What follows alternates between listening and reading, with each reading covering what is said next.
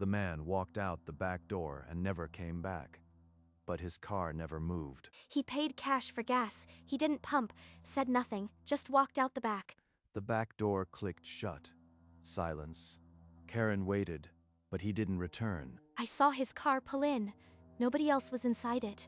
There's no back road. What the hell is going on? The last clerk, Chelsea, she said the night shift got to her, walked out and never came back. He said that like it was nothing, like people just disappear. She replayed the security tape. The front door opened. The man entered. Inside the store, the cameras showed nothing. He was never there. Not on camera. But I took his money. The station was 40 miles from anywhere, and the night was only getting started. The interior camera feed showed the whole store. The man never walked through it. Not on the tape. Then, beyond the glass, a second customer appeared, an old woman in a faded floral dress, gliding toward the door. She didn't speak, just laid a crumpled bill on the counter and walked toward the back. Karen watched the back door swing shut. The woman was gone. The camera feed showed only empty aisles. This isn't a prank. The cameras don't lie. Something else is here. She locked the front door and grabbed the corded phone. Her fingers trembled as she dialed. Donald, call me back. There's something in the store with me, I think. It's not a person. He's not coming. Chelsea didn't just leave. She saw this too, and she ran. The manager said she walked out, but he never said she went home. The clock ticked past midnight. Karen was alone, 40 miles from anywhere, with no one coming. A third figure appeared through the front window, a young man in a dirty flannel, staring straight ahead. You can't come in. I locked the door. But he was already inside. He placed a crumpled bill on the counter and walked to the back. She chased him to the back door and flung it open. The exterior light showed only trees and gravel. With trembling hands, she shoved a metal shelf against the door, topping it with boxes. She snatched the phone and dialed again. This time, a click. Karen, it's past midnight. What's going on? Something, walked through the store and vanished. 3 of them now. The cameras show nothing. I was afraid of that. Listen to me.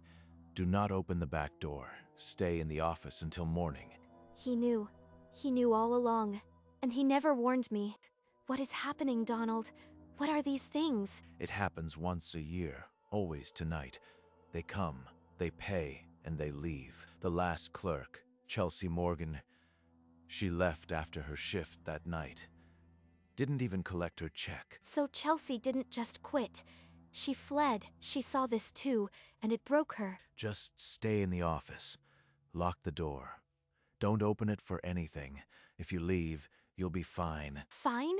You knew this would happen, and you left me here alone. What if they get through the door? They won't if you don't open it. Just do what I say. The line went dead. Karen stood in the buzzing silence, the receiver still pressed to her ear. He's just as scared as I am, but he won't say of what. She turned toward the barricaded door, the shelf and boxes her only defense against whatever waited in the dark. An hour passed.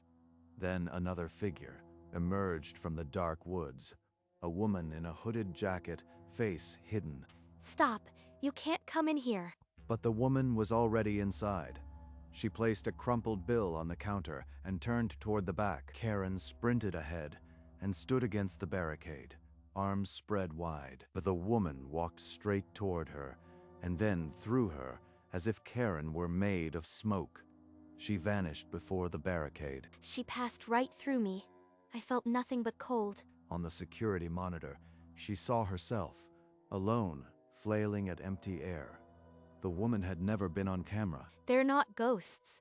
There's something else. A pattern, a ritual, and I am just the witness. She slumped behind the counter, then saw the employee's schedule pinned to the wall. The 12th of November was blanked out going back years. Chelsea Morgan's name was struck through in red. Chelsea didn't just leave. She was supposed to be here tonight, and I am the replacement. Karen grabbed a second metal shelf and dragged it against the back door, piling more boxes high. She switched off the overhead fluorescents, leaving only the dim glow of the counter light and the buzzing drink coolers. The old analog clock on the wall ticked to 2 a.m. The second hand seemed to drag. A heavy thump echoed from outside the back wall. Something solid hitting the building. What was that? Outside? She crept to the front window and peered through the glass. The empty car sat under the canopy, unmoving. Forest darkness pressed in. The thumping stopped. Then a fist hammered the back door, making the barricade shudder. The handle jiggled, first slow, then violently, as if someone were trying to force it open. They're trying to get in. The barricade won't hold forever. She glanced at the clock. 2:14 a.m. Hours until sunrise. The office was her only chance. The jiggling stopped. The sudden silence was worse than the noise. She ran to the office, slammed the door, and twisted the lock. The only sound was her own ragged breathing. The analog clock on the desk read 3 a.m. She grabbed her phone and dialed 911. No signal. Please, just let me see the morning. That's all I ask. At exactly 4 a.m., a deafening crash shook the building. The back door had smashed open. Heavy footsteps crossed the store floor. Slow, deliberate, like someone walking through water. They stopped right outside. A broad shadow fell under the door, motionless. 2 soft knocks, polite, unhurried. Then silence again. Karen pressed her palm against her lips, stifling the scream building in her throat. She stared at the door, waiting for the next knock, the next sound, anything to tell her what was out there. The shadow under the door slid away. Footsteps retreated across the store. Karen waited, counting her heartbeats. Only the hum of the coolers returned. She crawled to the small window, lifted the corner of the blind, and peered outside. In the moonlight, a line of figures stood motionless in the dark clearing. The 4 customers and others, pale faces turned toward the window. They're waiting, not for me to come out, for something else. She stifled a scream, pressing her back against the wall, heart pounding against her ribs, desperate. She scanned the tiny office. Nothing but a desk, a chair, and a rusty filing cabinet. There has to be something, some explanation. Donald knew about this night. She yanked open the desk drawer.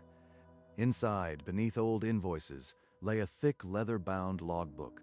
The cover was worn, the pages yellowed. She pulled it out, dust motes dancing in the weak light. She opened the logbook, the spine cracking. The first page was dated the 12th of November, 1987. Thomas Grenier stayed. Beneath, in fading ink, he wanted to see. Stayed? What does that mean? She flipped through the years. Most entries said left, but some said stayed, followed by notes, taken, disappeared, part of them. They didn't just leave. The ones who stayed, they're out there now. Her trembling finger stopped at the last entry. Chelsea Morgan left. The ink was still fresh. Chelsea knew. She wrote left and saved herself, but I am still here. The desk clock read 4:08 a.m.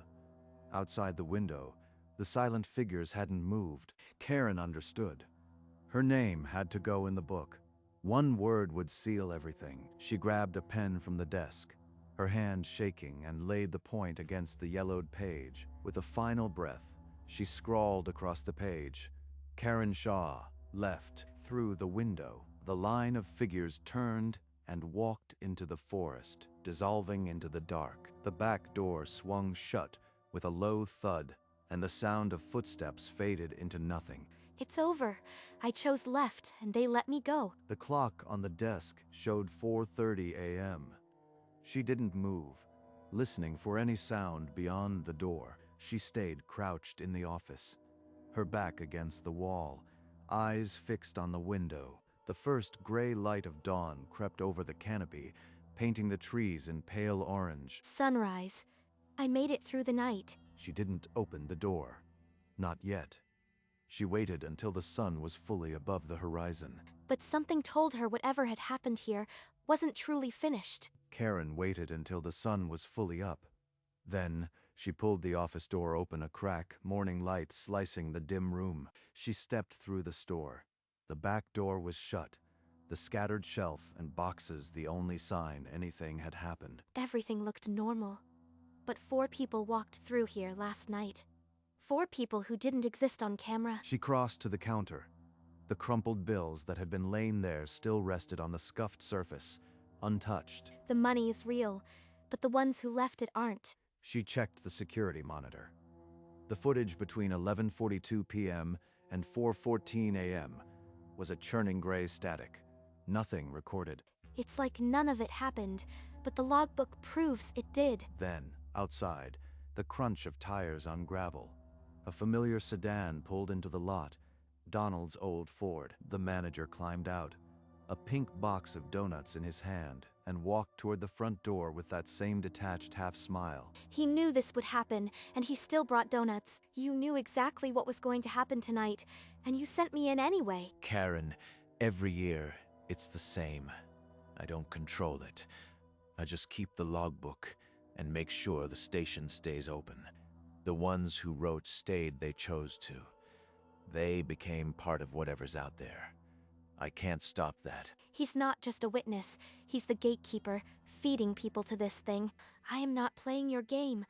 I wrote left. And now I am walking out of here for good. She slammed the logbook onto the counter, then pulled the station keys from her pocket and threw them down beside it. Grabbing her jacket, she pushed past him and strode out into the cold morning light. She didn't look back. I can't save anyone else who takes this job, but I won't be part of it. Not anymore. She climbed into her battered sedan and turned the ignition. The engine coughed to life. As she pulled onto the highway, the gas station shrank in her rearview mirror, but the silence in the car was louder than any scream. Tears blurred the highway. She gripped the wheel, her hands shaking with a mix of terror and rage. Miles later, she spotted a cell tower and pulled onto the shoulder. Her fingers fumbled for the phone. Lena? It's me. Something happened. I can't explain right now. I just need you to know I am alive. She couldn't find the words. The phone slipped from her hand as a fresh wave of sobs overtook her. Half an hour later, she sat in a diner booth, a cup of coffee growing cold in front of her. It was real. I saw them. I wrote my name in that book. What if I hadn't chosen left? She stared into the dark liquid, the world outside the window lost in a blur. When she finally got home, she fumbled with her keys and shoved the heavy door shut behind her. She turned every lock, slid the chain into place, and pressed her back against the door, listening. I am safe. I wrote left. They can't come in. The next morning, Karen sat with her laptop, the glow of the screen, the only light in the dim room. Thomas Grenier. Last seen the 12th of November, 1987. No leads. The first name in the logbook. He didn't just disappear. He was taken, and no one ever looked for him. She dug deeper, but found only a single forum post. Then silence. The case had gone cold decades ago. She grabbed her phone and dialed the non-emergency number, her voice trembling as she spoke. I need to report a possible crime at the off-highway fuel stop. People have gone missing there on the same night for years. There's a logbook. The dispatcher's voice was calm, detached. Unless you are in immediate danger, there's nothing we can do. We'll make a note. They think I am just another crank caller. They're not going to help. She closed the laptop. The evidence was in that desk drawer, miles away, and the manager had probably already hidden it. I am on my own.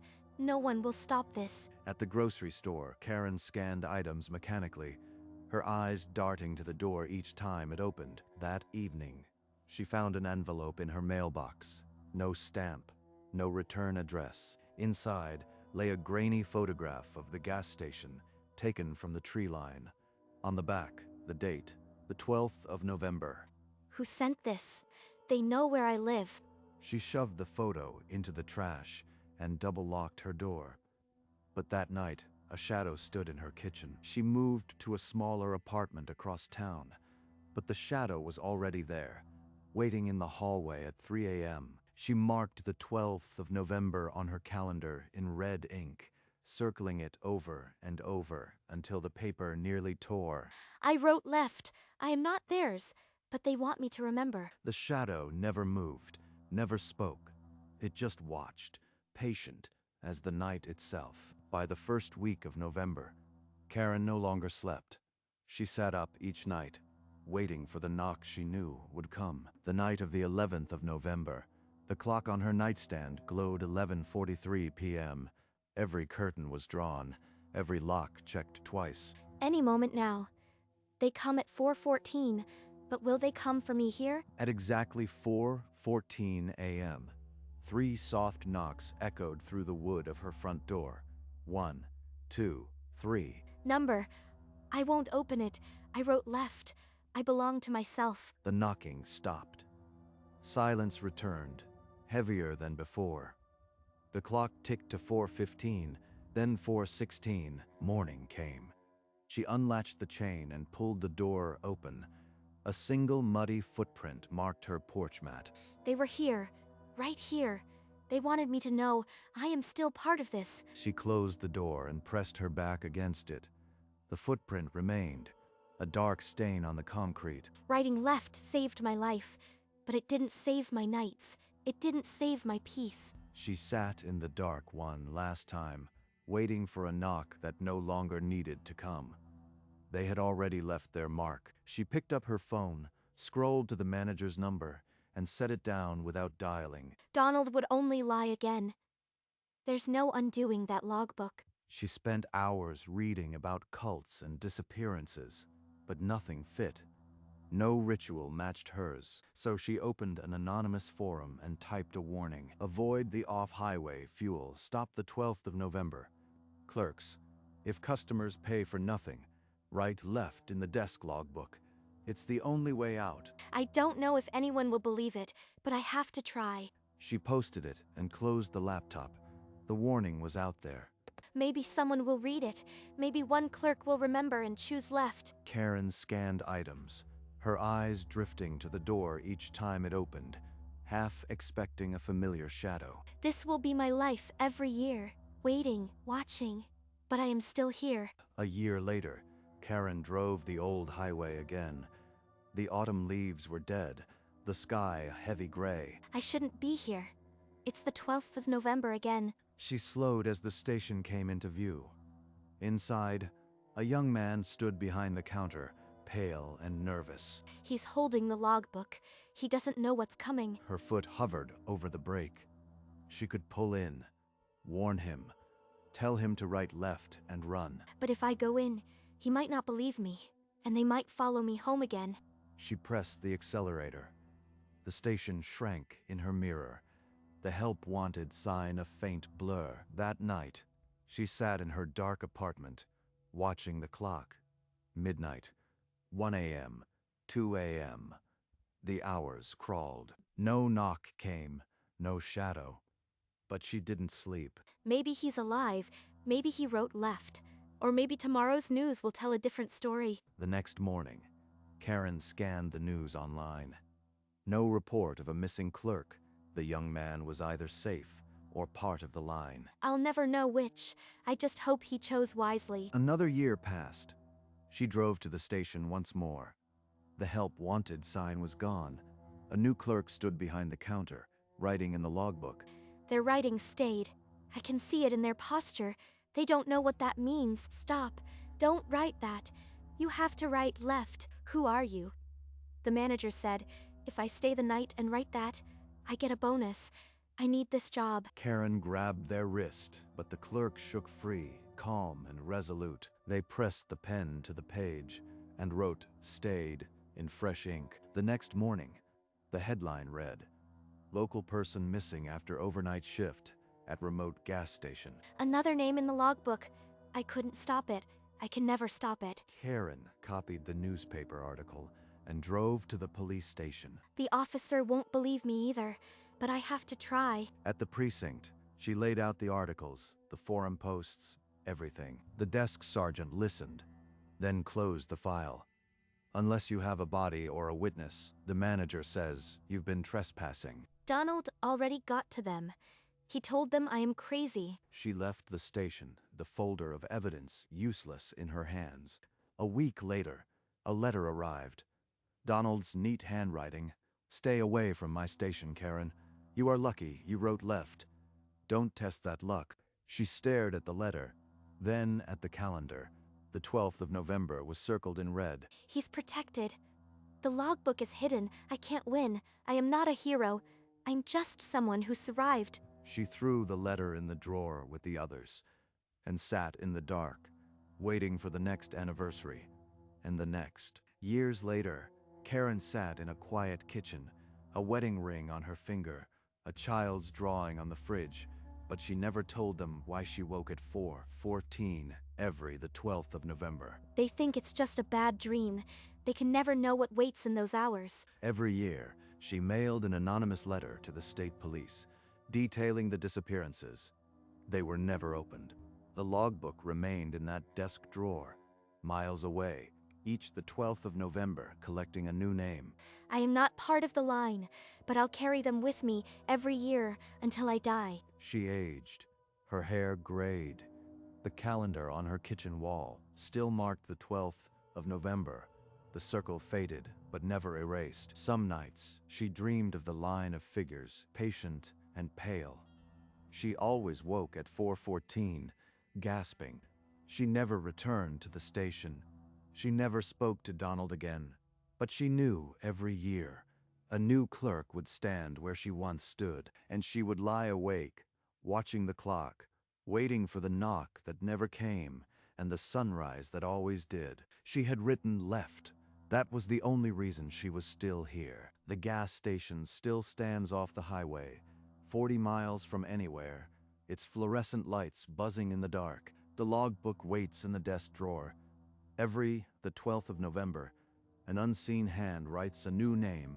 The line of figures grows longer. The female clerk who wrote stayed, now stands silent among them. If you ever work the night shift there, and a customer pays for nothing, you must write left in that book. Do not look back. Do not wait for dawn. Just leave. The logbook holds dozens of names. Those who wrote stayed are out there now. Karen Shaw chose left.